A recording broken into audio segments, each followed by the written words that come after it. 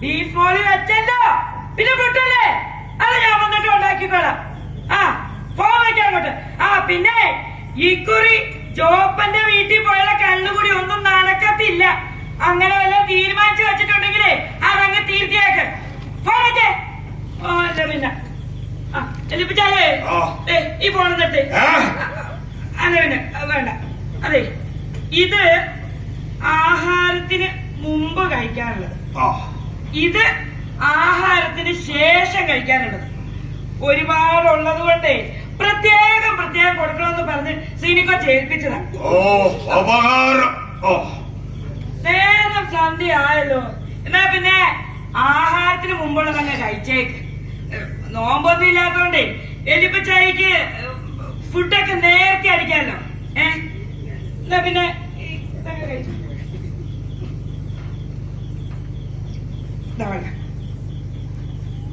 ഇതിലേതൊക്കെയാ ആഹാരത്തിന് മുമ്പുള്ളത്?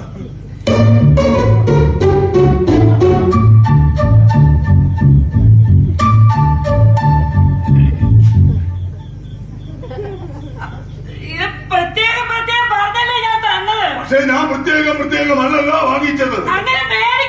അങ്ങനെ വാങ്ങിച്ചില്ലല്ലോ.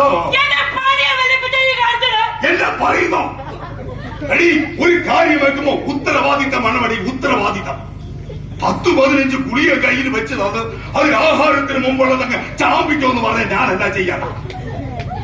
പറ, ഇനി ഏതൊക്കെയാന്ന് ഞാൻ എങ്ങനെ കണ്ടുപിടിക്കാനാ? നീ പറ.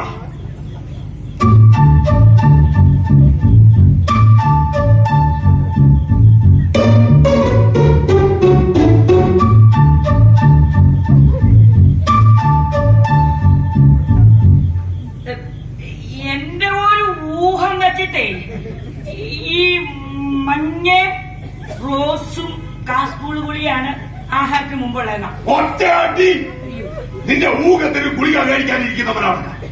കഴിച്ചില്ലെങ്കിൽ കഴിച്ചില്ലെന്നേ ഉള്ളൂ. മാറിപ്പോയാലുണ്ടല്ലോ മനുഷ്യൻ തന്നെ വട്ടിയായി പോകും. മാതാവേ, കഴിഞ്ഞല്ലോ. അതെ, ഞാൻ സിനിക്കൊച്ചിനൊന്ന് വിളിക്കട്ടെ, വീഡിയോ കോളേ. ഒരാളെ വിളിക്കണ്ട. ഇത്രയുള്ള പരിപാടി.